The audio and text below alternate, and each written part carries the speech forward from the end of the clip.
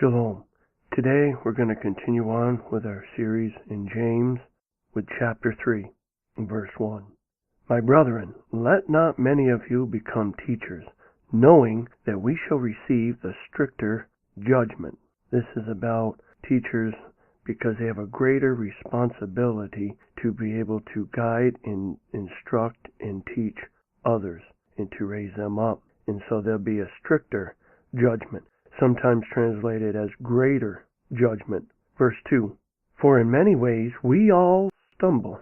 If any man does not stumble in word, the same is a perfect man, and is able also to bridle the whole body. And we're going to see a little bit about what he means by bridle in just a minute, in the next verse. In verse 3, he says, Behold, we put bits in the horses' mouths, that they may obey us, and we turn about their whole body. When you put a bit in a horse's mouth, that little bit guides their whole body. And this is the illustration that James is giving us, is that that little bit will guide the entire body. But if we're going to continue on and see more about what he means about this bit in the horse's mouths and things like this, because he's going to reflect that same thing on us with a clear illustration. Verse 4, Behold, also the ships, which although they be so great, are driven of fierce winds, yet they are turned about with a very small rudder. Anywhere the governor decides, or the pilot decides, person that is guiding the boat, piloting the boat or ship. So he's given another illustration. The little thing, the little rudder, guides the entire ship. Doesn't matter how big it is, that rudder is very small, and it is smaller than the entire vessel. Likewise with the bits in the horse's mouth. That is a small thing, and it guides the entire horse, no matter how big the horse is. Let's continue on. Verse 5, Even so the tongue is a little member, and boasts great things. Behold, how great a matter a little fire kindles. And the tongue is a fire, a world of iniquity. So is the tongue among our members, that it defiles the whole body, and set on fire the course of nature, and it is set on fire by hell. Clearly, James has given us a clear illustration with the bits in the horse's mouth. It guides the horse's body. The rudder in the ship, it guides the ship. Doesn't matter how big. The tongue in our mouths guides our whole body towards either heaven or towards hell. We spew great amount of things out of our mouths. And even though that is a small little piece of our body, it sure has a profound effect in which way it guides us, in which way it is going to guide others. Verse 6, And the tongue is a fire, a whirlwind of iniquity. Verse 7, For every kind of beast, and of birds, and of serpents, and of all things in the sea is tamed, and has been tamed of mankind. But the tongue can no man tame. It is an unruly evil, full of deadly poison. Isn't this a wicked illustration? Is that all the things are tame in nature and in creation, and all these things except the man's tongue. A person's tongue can be so sharp and unruly, full of deadly poison. The things that we say have profound effects on people and on ourselves and on our spiritual walk. These are the kinds of things that will either pull us away from the Almighty, that will push us away from Him, or draw Him closer to us. But it's an unruly evil. And the best thing that we can do is ask the Almighty, the Heavenly Father, to put a watch over our mouths and to keep our tongue under wraps, so to speak. Verse 9, With it we bless Elohim, even the Father, and with it we curse men, which are made after the embodiment of Elohim. Think about that profound statement. That is very deep. It says we bless Elohim. We bless the Heavenly Father. And then we turn right around and curse men. We build up the Almighty and tear down people, which are made in the embodiment, the likeness, the image of Elohim. We're made in His likeness. The 10 Commandments, the last 6 are towards how we're going to treat each other, and none of which is about tearing anybody down. And it is a very difficult thing. You may see evil, you may see all kinds of horrible, horrific things, and it is so easy to tear down. It is difficult to build up and to edify. Verse 10, out of the same mouth proceeds blessings and cursing. My brethren, these things ought not be so. Clearly, James is saying these things should not be so. As we just said about verse 9, we bless Elohim, and then we turn right around and we curse people. Now, is that a righteous thing to be doing? James says these things ought not be so. Does a fountain send forth at the same place sweet water and bitter? Do you find a spring full of bitter water and sweet water? No. 12. Can the fig tree, my brethren, bear olive berries? Either a vine figs?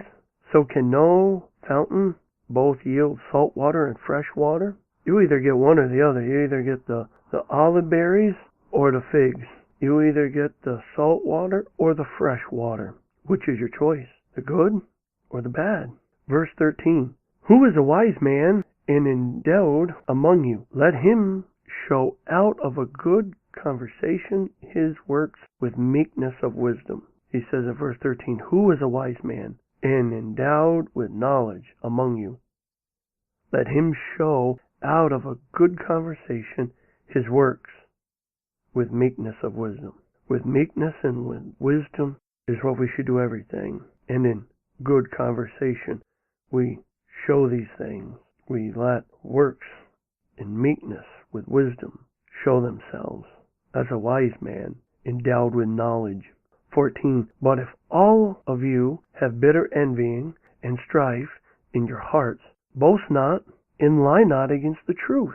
Interesting. It says, but if you have any envying and strife in your hearts, that is your minds, your inner part of you. It says, boast not, do not boast, and do not lie against the truth. Verse 15. This wisdom does not descend from above, but is earthly, sensual, demonic. This is a very, very profound thing to know, is that all of this is just demonic. That's all that it is. This is a earthly, sensual, and demonic, or sometimes translated devilish. This isn't wisdom from above. This envying and strife in your hearts and minds. The bitterness. This is demonic. Clearly demonic. 16. For where envying and strife is, there is confusion and every evil work. Now there is a clear, bold statement. Where there is envying and strife, right there is confusion. And in confusion, and with all that, is every evil work. Remember that Elohim is not the author of confusion, but of peace, of shalom. 17.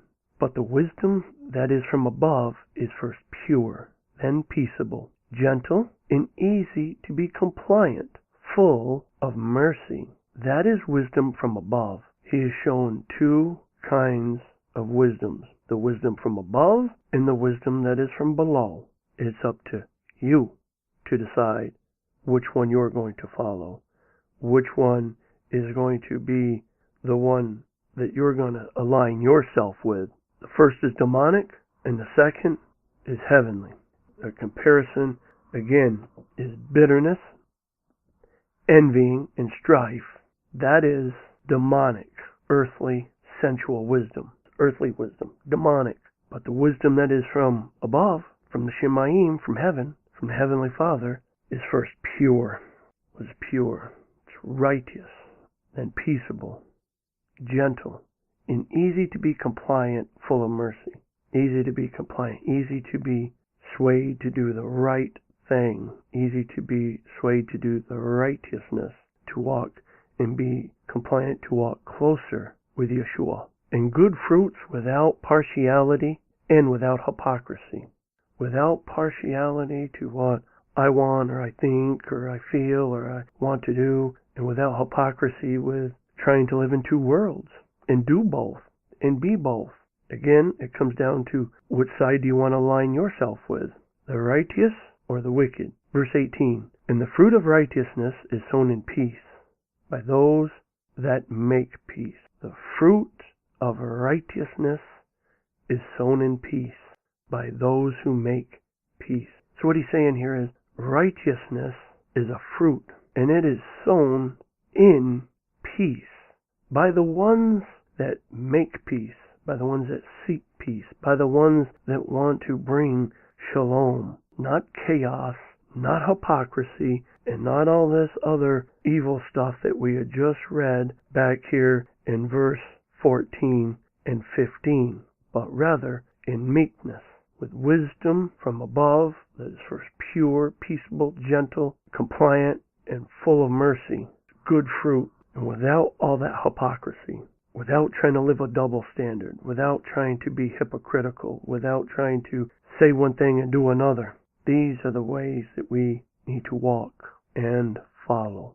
And remember, the fruit of righteousness is sown in peace by those that make peace.